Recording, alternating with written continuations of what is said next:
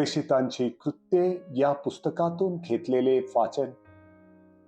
पौल आणि त्याच्या सोबतीचे लोक पफेहून तारवातून पंफुलियातील पिरगा येथे गेले आणि योहान त्यांना सोडून येरुशलेमेत परत गेला. नंतर ते पिरगा येथून निघून फिरत फिरत पिसिदियातील अंथियोखिया येथे पोहोचले आणि शपात दिवशी सभास्थानात जाऊन बसले. तेव्हा नियमशास्त्राचे आणि संदेष्ट्यांच्या ग्रंथांचे वाचन झाल्यावर सभास्थानाच्या अधिकाऱ्यांनी त्यांना सांगून पाठवले की, बंधुजन हो, तुम्हा जवळ लोकांकरिता काही बोधवचन असले तर सांगा.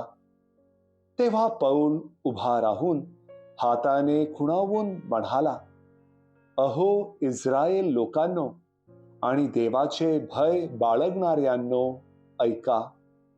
ह्या इस्रायल लोकांच्या देवाने आमच्या पूर्वजांस निवडून घेतले. ते लोक मिसर देशात उपरे असता त्यांचा उत्कर्ष केला आणि पराक्रमी बाहूने त्यांना तेथून काढले. पुढे सुमारे 40 वर्षेपर्यंत ते रानात असता त्याने त्यांचे गैरवर्तन सहन केले. नंतर त्याने कनान देशातील 7 राष्ट्रांचा विध्वंस करून येथील भूमी त्यांना सुमारे 450 वर्षेपर्यंत वतन अशी दिली. त्यानंतर त्याने शमूवेल संदेष्ट्यापर्यंत त्यांना न्यायाधीश नेमून दिले. मग त्यांनी राजा मागितला. तेव्हा देवाने बन्यामीन वंशातील किशाचा पुत्र शौल हा 40 वर्षेपर्यंत त्यांना दिला.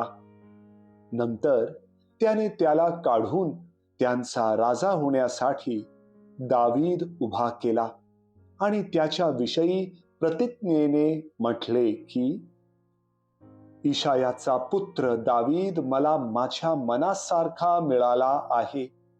तो माझ्या सर्व इच्छा सिद्धीस नेईल.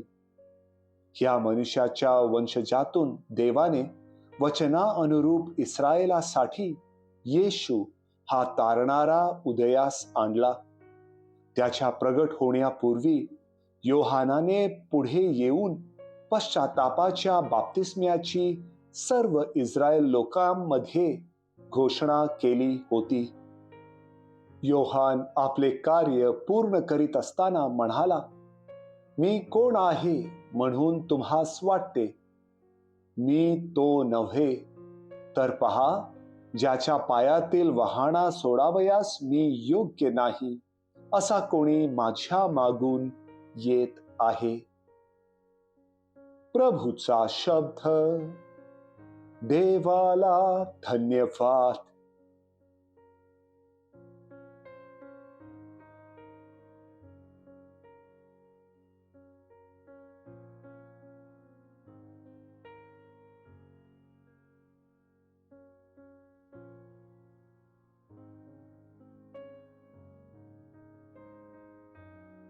योहान लिखित पवित्र शुभवर्तमानातून घेतलेले वाचन.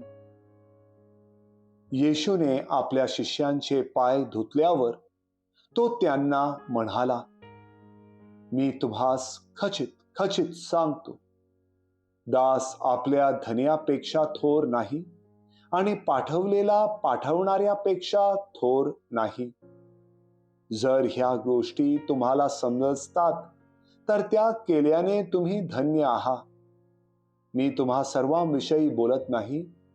जे मी निवडले ते मला माहीत आहेत. तरी ज्याने माझे अन्न खाल्ले त्यानेही माझ्यावर लाथ उगारली आहे. हा शास्त्रलेख पूर्ण झाला पाहिजे.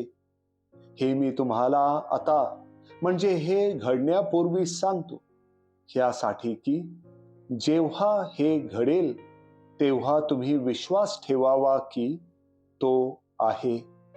मी तुम्हास खचित खचित सांगतो की मी ज्याला पाठवतो त्याचा जो स्वीकार करतो तो माझा स्वीकार करतो आणि जो मला स्वीकारतो तो ज्याने मला पाठवले त्याला स्वीकारतो. प्रभूचे शुभ वर्तमान. हे प्रभू येशू ख्रिस्ता, तुझी स्तुती असो.